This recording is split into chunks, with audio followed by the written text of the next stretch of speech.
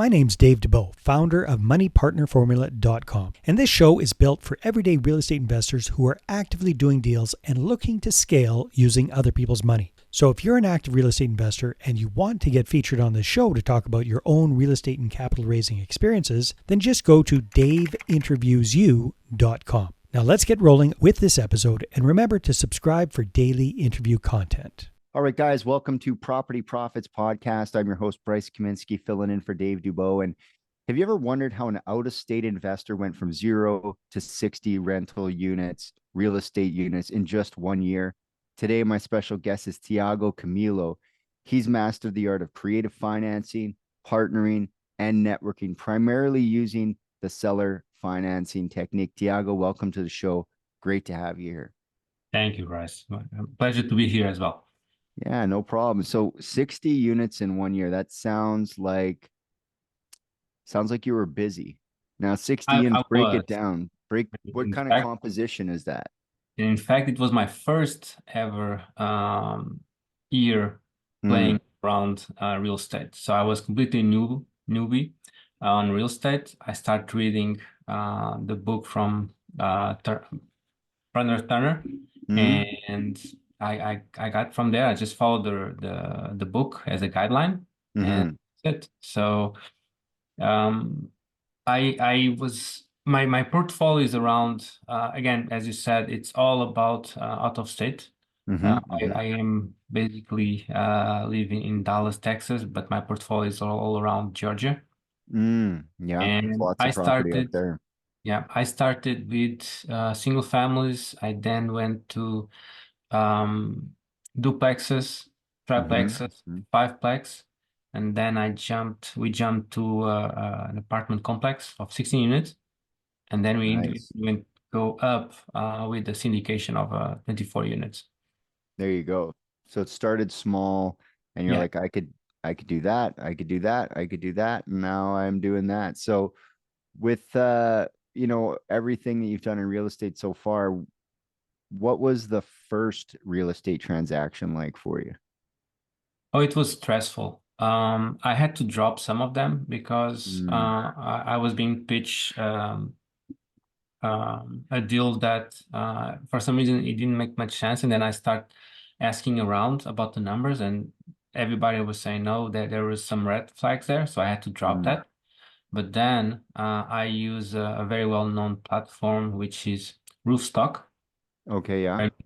List out properties ready to be sold with tenants in place. Normally, are very focused on rentals, and it took me around I would say 2 months to close it because they had some problem with the address. That's it. But apart from that, it was easy thing. So primarily you like to buy them with tenants already in place? I don't mind. Yes, it really depends on the zone. It really depends on the type of landlord you have. And depends on the tenant you will inherit. So yeah, that's always the big fear is like, who are we inheriting? And when someone's selling a house with a tenant already in, they're like, that's the best tenant I ever had. You'll have no problems with them. They always pay on time. Because maybe they're trying to like get rid of that tenant or something to that effect. So seller financing, have you had to take title or buy any of these things yourself, or is it all financed by the seller? They still hold the titles, like sub twos. What's the composition for your seller financing? I was completely newbie. So the first step that I have to do at the time was to join a mastermind, and I really advocate for all of us to join the one that makes sense for us, and connect with people that are doing the same as you, or a little bit one step above. So that's where I start learning about real estate. That's where I found my partners, and that's where I understand what is seller finance, right? So I started, as you said, small with conventional loans. That's what I knew at the time. Then I was raised the flag about the DTI, and I said, well, be careful there. I bought my second one still with conventional. But after that, I just feel no, I need to think ahead. the money will end up and I will not be able to be bankable. Mm-hmm. So what is out there? And then I found seller finance, which is an amazing tool Mm-hmm. that allows me to buy single families and even portfolios of houses, Yeah. which is like 10 to 15% down. Yeah. Seller financing is great. Because essentially you're skipping the bank to some degree. I mean, sometimes they're financing some portion. You still have to bring a mortgage or something like that to the table, but sometimes you can get something like a sub two deal where you don't really have to bring much money to the table at all. So, um, so far with your real estate, what do you like most about it? The hands off. Mm-hmm. So I did only focus on boring long-term rentals, right? Mm-hmm. Mm-hmm. That's how I started. But I saw the market shifting and a Mm. huge demand on the city that we were investing, which is Augusta, Georgia, Yeah. on midterm rentals.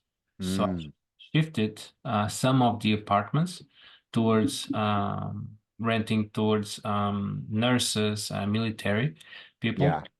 and that was a blessing because fully booked, and I almost doubled the profits. So Yeah, that's one thing. It's like midterm is really an emerging topic because people need, maybe they're coming in from out of town or whatever it is, but they're going to be working while they figure their stuff out and where they want to live, and so they might book for a month or 2 months or 3 months, and they're paying, for the yeah, fact that it's furnished and yes, yeah. turnkey. So, what maybe isn't so great about real estate and what you're doing these days? Um, I would say because now I'm trying to change strategies. Mm, I would say whenever you enter in real estate, you need to understand it's a long-term play, right? yeah. And whenever you want to exit, it will take some time, right? Mm-hmm, So mm-hmm. be patient and understand that peculiarity, and the money's not there for you to grab as fast as you wish. So Mm-hmm. I'm having that issue right now, but it's all good. Yeah, yeah. Definitely, it's like a forced savings account. My buddy, he buys he's like a long-term investor and he's like buying property and buying hold property is like a forced long-term savings account because you really can't, short of doing a refinance and even that, like how fast Yeah. is a refinance? 3 months, 4 months, it's not like, oh, I need money on Friday. So have there been That's any correct. major challenges that you've had to overcome so far in your year and a half of real estate? Not really. I think I had a couple of evictions, but I think that's part of the game, right? Mm-hmm. In Mm-hmm. order, in order to the game runs in your favor, you need to run the numbers, right? Mm-hmm. And Mm-hmm. those evictions need to be considered as well. If all was done correctly, if the math was done correctly, then you should be fine. Again, it's something that no one wants it. But that's why you select specific states, which are much easier and landlord friendly versus Mm-hmm. others. Yeah. So for you to be more protected, right? So I would say that will be the the most thing that I would like to avoid. Yeah. But Making sure again, that it's part your of the game. landlord, yeah, making sure that the landlord rules are in your favor because it's from state to state, it definitely varies. So when it comes to real estate investing, and what you've done so far, what do you think your secret sauce is? What comes easy to you that other people might find difficult to do? Well, I'm the number guys. Mm, So in my partnership, I'm the one building all the backend systems, mm, running numbers, making sure that capital is there to be invested. So I'm the integrator. mm-hmm, Partner is the visionary. So I like to do that. I'm a little bit geek on that. mm. That's Um, important. it is making So sure that. where do you see the business going in the next 12 months or so? Where do you see the business? What are your aspirations for it? Well, I wanted to shift a little bit in terms of real estate. Mm, I wanted to invest here locally. again, I'm an auto state investor, so I'm trying to, as I said, trying to liquidate some of my portfolio there to bring money here to Dallas.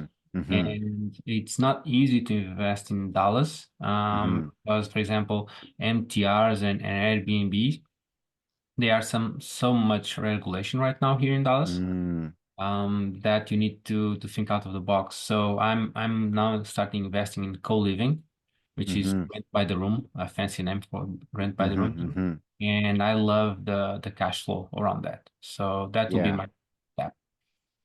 Yeah, it's as the housing becomes harder and harder to find, these things become more and more appealing, especially for younger people who don't want maybe a whole apartment. They're barely home, they're working 14 hours a day. Like they don't need all those things. They just That's need a correct. place to, hang their hat and have the bed. So, with all you've accomplished in such a short career so far in real estate, what would you say your biggest obstacle is now? Um, Again, liquidate the portfolio and invest it here. So that's what I'm trying to do. I still feel that the market it's still good to sell. Mm-hmm. But I will wait a little bit for springtime because I think Mm-hmm. that will be even better. Because the Yeah, interest every year. hopefully will be going down, and with the seasonality, as you just said, in spring we should having prices going up. Yeah, a little bit anyway. As they adjust, apparently they're adjusting the rates a little bit this year in a better direction. So, what are you doing right now to fund your deals? Currently, I'm using private lending Mhm. because the co-living aspect is still not something that the lenders would love to see it. So I need Mm, private lending to close it and then rehab it and then refinance after that. So um, I reach out to all of my private lendings and then what I do refinance and again hoping the interest rates going down mhm. this year. Uh, that will be my strategy. So. Okay, and so when you say you reach out to like your private lending, that would be people that you've already done deals with that aren't maybe on board with the co-living situation. Is that kind of what you mean? Yeah, and I also have a strong presence in social media, so I have a lot of people reaching out, willing to invest, Mm. and I let them to be co-partners on some of the deals. So. Yeah, I was going to ask, is that part of your way of expanding your network of investors? That's correct. So yeah, so I put a bunch of content out there and try to educate people Mm-hmm. how best I can. Again, Mm-hmm. as I said, with my short career in real estate, and people again keep asking me, "Hey, how can I help? How can I enter in some of the deals?" Mm-hmm. Because I do expose a lot. I do expose the numbers, the returns, Mm-hmm. the pains as well. Yeah. And people like the truth, so and they see themselves there, and that's why they want to invest with me as well. So So once let's change it from short career to emerging career. In your there you emerging career, because I don't think you're going to quit anytime soon. But let's talk about, okay, so let's say someone is like reaching out on Facebook or go. Instagram or whatever it may be. What's one way that you found to be effective keeping in touch with these people after they've kind of maybe they showed some interest, but you never ended up doing any business with them? So I do maintain a newsletter. So whenever Mm, people show interest, I add them to that newsletter, and that's where I sometimes post the new deals that I have in my wallet here in Dallas. Because I'm also well, this year I took last year I mean I took the real estate license as well. So mm. I'm able to get more deals and be very quick to enter new houses. So I have that go to speed on market, so I'm able to launch new deals to the mailing list. Nice, nice. So when you're presenting these deals to possible investors, how do you go about doing that? Oh, it's quite simple. Hey, here it is the house. This is the expected returns, cash on cash, cash flow, and this is the rehab that you need to do. That's it. Yeah. And if they want in, they want in. If they don't want in, that's up to Yeah, them, right? and anything else I can provide, like boots on the ground, contractors, everything, property manager. So I'm able to range everything here in Dallas. Nice, nice. So, we've talked a little bit about social media. What are you doing in that sense to build that like, no trust? Because ultimately that's what people need to see to invest significant capital. So you're talking about being transparent earlier. Yes. I think that's very important. It's not only, I know that there are a lot of social media numbers. People like Mm, influence. Um, but I do show everything what I've got, what are the returns of it, and what were the pain points. Because I think it's important to spread the word on the mistakes that I did in order mm-hmm. for all of the others avoid them. So and people recognize that. So Yeah, it's not always it's not, no. the up. It's like a little bit of like Oh yeah, oh yeah. up and down, up and down, but hopefully in the end you end up on top. So what is, what are some tips you can give to someone who's thinking about investing out of their state or out of their city? I would say build your team first. I Mm, think it's very, very important for you to have a very trustful team. mm-hmm. It will be your boots on the ground. Uh, Right. I don't really aim for a specific market, meaning Mm-hmm. that I would prefer to be guided by my team in order Mm-hmm. to understand where do they have knowledge on which market and go there. As long as it is landlord friendly, I'm Mm-hmm. all for it. So as long as you have a good team, stay with it. So what do you define as landlord friendly? As a landlord, what do you look for when you're looking at the different rules and regulations by state? I think the main point is how fast are you able to evict people, right? Mm-hmm. Because sometimes Mm-hmm. people just want to stay and not paying, and I don't think that's fair, right? Mm-hmm. Because you are also having costs on maintaining that Yeah. house, property insurance, and they are living for free, right? Mm-hmm. That's not fair for the landlord itself, right? So when selecting a state, I would say really look into it and ask around. Again, I think Mm-hmm. very important. Yeah, see how easy it really is. I like that they want to stay and they don't want to pay. That's we have a couple of markets up here that Hmm. it's almost impossible, and it's one of the main guiding factors whether people invest in those areas or not. It's just like, can I get them out if they're not paying? Because it can cost you tens of thousands of dollars of because you still, like you said, you still have to pay the mortgage. They don't care whether your tenant's not paying, that's your business. But the bank, they want their money. So, as far as selecting properties, do you have a particular type of property that you're interested in, composition or location or price point? What's the magic that Yeah. you see So for yourself? so right now, since I'm going for co-living strategy, I'm looking to houses that don't have HOA, which is not Mm-hmm. very common here in Dallas and even in Texas. Mm-hmm. Like for example, Austin is quite impossible to find them. But I would say south of Dallas, no HOA, big square foot Mm-hmm. because I want to have max number of rooms as possible. Yeah. Then a very big parking lot, so I don't have Yeah. any with the amount of cars I need to have on that property.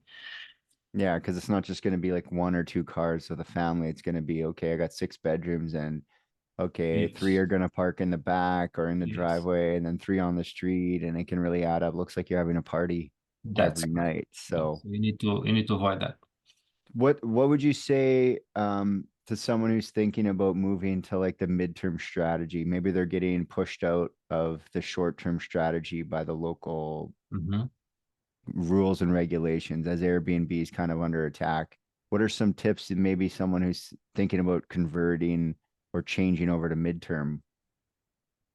Well, there's a very, very easy tip if you want to test, which is exactly what I do currently, which is go to Airbnb Mm-hmm. and just limit the number of the number of days on your stay for 28 days. and then you can start testing what is the appetite for your market for MTRs, right? That's the first step, very easy. The second one, go to a site like Furnish Finder and just Google around your area, how many properties you have, what's the price point, and when do they have availability, right? If they show availability only in 2 months, this means that they're huge demanding for this type of product, right? So that's a good green flag there. But if you see a bunch of houses completely available and ready to get in right now, that's a red flag. Yeah. Because if there's availability, then there's not much of a demand. So what would you say some of the major differences are between the midterm strategy and a long-term rental strategy? So if you look to the house, I would say that if you are thinking on changing, for example, from long-term to STR or MTR, STR, you really need to take the rehab into the extreme level, right? MTR, it doesn't need to be as fancy. It needs to be workable. It needs to be efficiency, right? Those are the words. It's not fancy. That's the first point. The second one are the amount of time that you are going to spend. It's very different because the majority of the effort that you need to put in place, it's on the turnovers, right? When there's gas or there's a gas coming out, and you need your attention, right? In MTRs, you can have stays from 30 to, I had one that stayed 10 months. Wow. The guy didn't make any request. It was completely soft, so I didn't to do anything. For me, it was just like a long-term rental, right? As long as I'm paying the utilities, everything was fine. So you were going to get some time back there. And another thing is you don't need to provide as much offers and gifts as you do in Airbnb. Yeah, it's Because short term. people are just looking for a place to stay, which is normally close to their working place. Needs to be practical. That's it. So what do your investors think of your midterm and your investing strategy so far? The people who've invested with you? Oh, they are happy. I mean, as long as I'm able to give them the returns that I promise, they are happy. So and I'm keeping the promise, so I'm fine. Awesome. Awesome. So if people want to connect with you, they want to reach out, find out more about what you do and how they can be part of that, what should they do? How do they find you? So the best way is look into Instagram at Tiago the Investor. For people listening along, you want to spell that out? So Tiago, the The Investor, right? Yeah. INVTROS. And that will be the best channel to reach me out. Awesome. Awesome. Well, I really appreciate you stopping by, and 60 in a year is quite exciting. And why not do it again? Let's do it again in 2024. Maybe go to 120 and you can come back next year and tell me all about it. There you go. Sounds nice. Awesome. Well, I really appreciate you stopping by. And until next time, guys, we'll catch you on the next episode. Thank you, Bryce. Hey there, I really hope you enjoyed that episode. And as always, if you want to listen to more daily interview content, make sure you subscribe. And if you're an active real estate investor and you're doing deals and you'd like to get featured on this show, then just head over to daveinterviewyou.com. Now at moneypartnerformula.com, we help real estate investors to create a process for predictably getting capital so they can do more deals without relying on hard money lenders or the banks. We do this by building them a private capital marketing system. Now, if you want help turning yourself into a big money capital attraction machine, then book a call with our team to see how we can help. Just visit moneypartnerformula.com to find out more. All right, take care, and we'll see you on the next interview.